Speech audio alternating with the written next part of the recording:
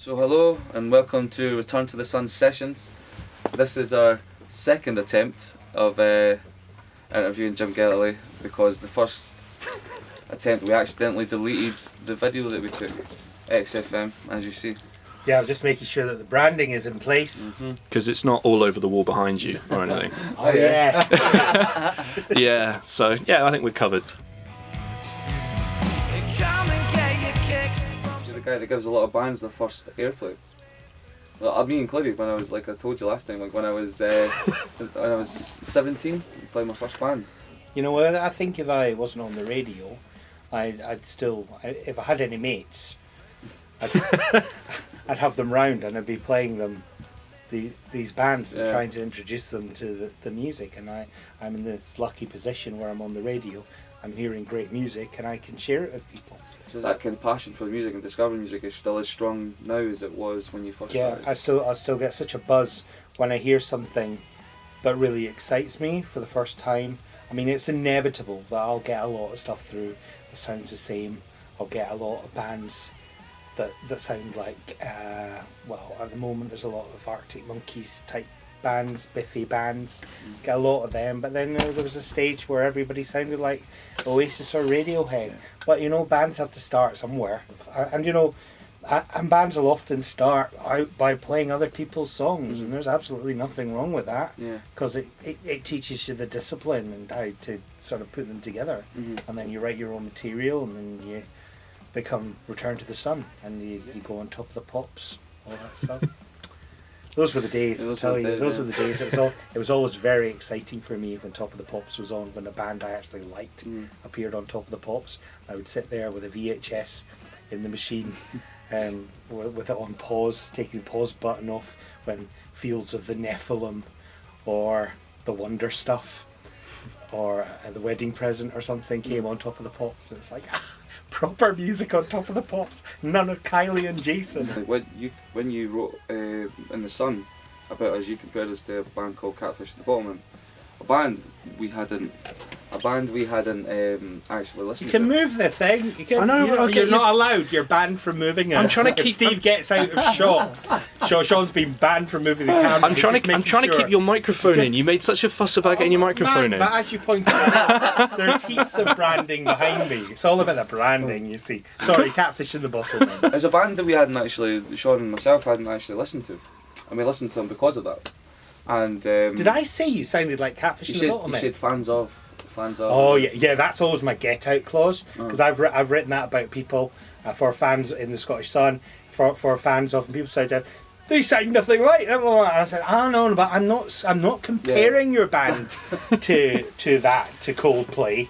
I'm just saying fans of Coldplay would appreciate your stuff. Slightly different. That's my get out clause. Well, we love them. Like we've been listening to the album Catfish and Bottlemen since you said that, and we've absolutely grown on it so much.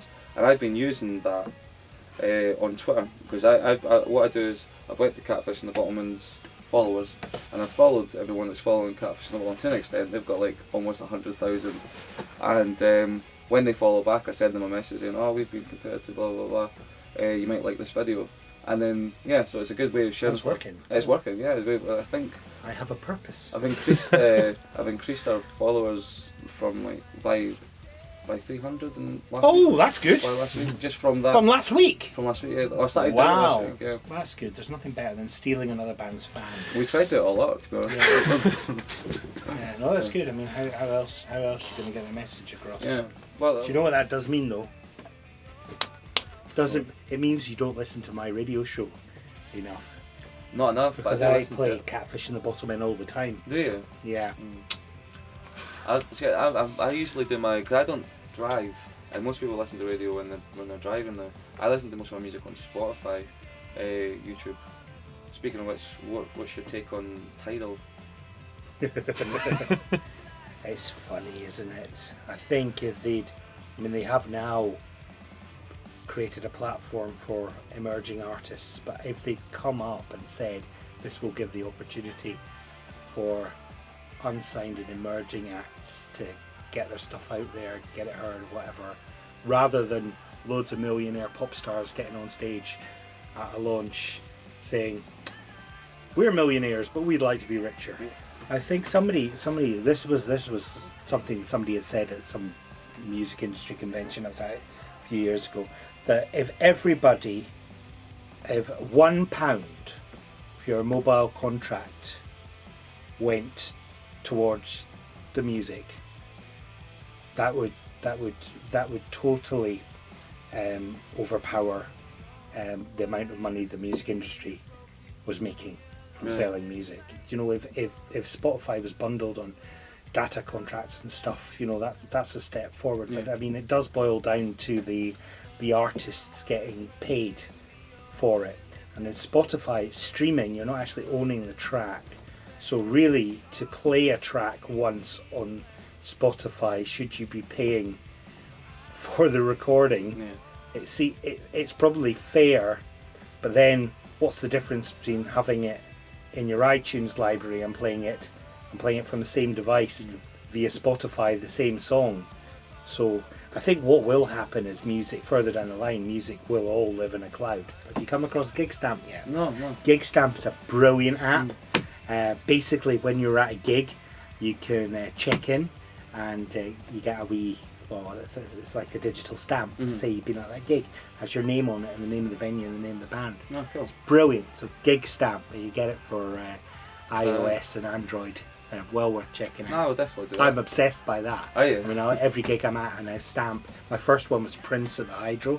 My last one was last night at the Hard Rock Cafe. It's great. It's really good. And as an artist as well, you can get your own unique stamp made up so that people can stamp it. And they share it on Twitter or Facebook as well. So it's another way to get your name out there with other people's followers. So. GigStamp. GigStamp. You find, because we gig with a lot of bands and we know people who have moved from where they are to Glasgow because they feel like they've got a better opportunity in Glasgow. Do you feel that is something bands should do, or do you think they should sort of stick out where they are and really sort of drive their local scene rather than? Yeah, I think it is. I mean, it doesn't happen so often. People in Glasgow used to move to London. That doesn't happen as much now, and really you can be anywhere, because actually much better to be a big fish in a little pond as you're sort of growing up as a band and then going and doing a gig in Glasgow or whatever and building up relationship with people in that town as well. I mean, with Glasgow bands or whatever, and then they come and play your town, the old gig swap thing. I mean, that's one of the ways round it, I would say. But I don't. You know, I mean, there's a lot to be said for moving to Glasgow, and that there's a community here, and there are opportunities to be had. But I don't think it's necessary. Yeah. Do you think maybe it's down to the councils and how much the council put into the creative side of their city? Because I mean, at the moment, there's a lot of venues shutting down in Edinburgh. Yeah. And a lot of people are like bumping their gums about it because of like, it's the council.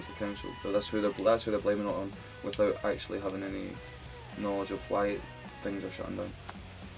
Well, to play the devil's advocate on this one, should councils be funding what is pop music ultimately? You know? Yeah. Don't know.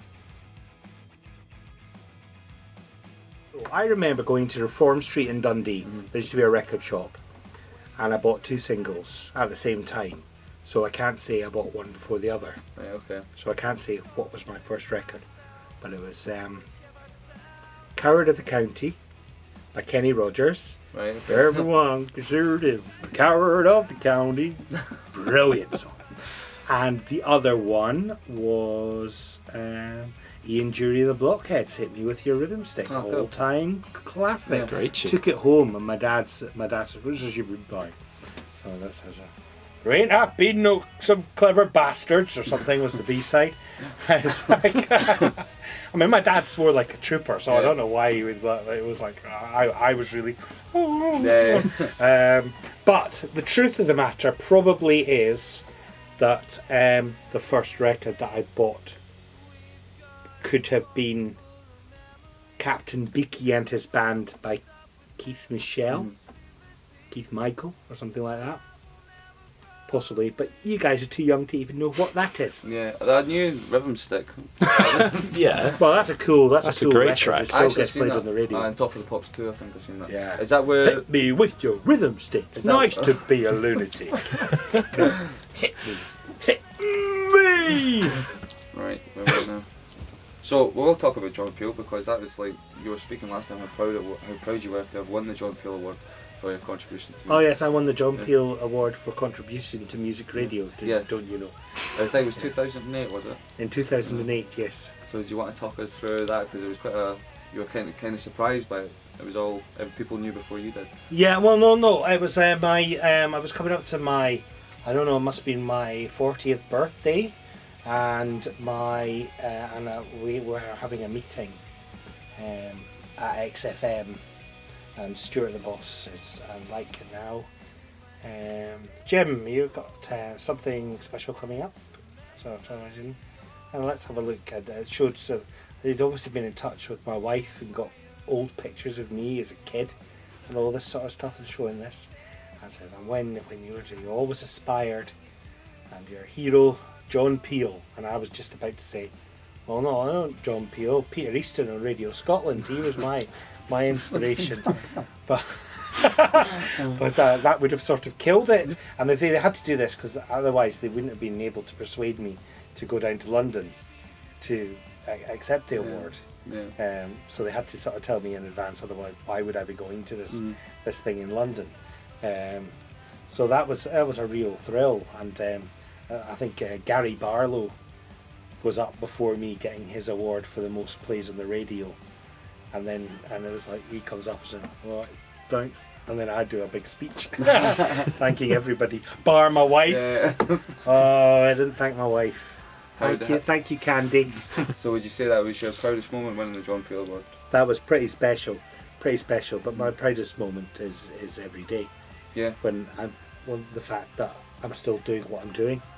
You just have to pinch yourself sometimes, realising that you're... Yeah, because you can get a bit blasé about it. But the fact is, I'm doing a job on a radio station playing the sort of music loads of people would absolutely love to do.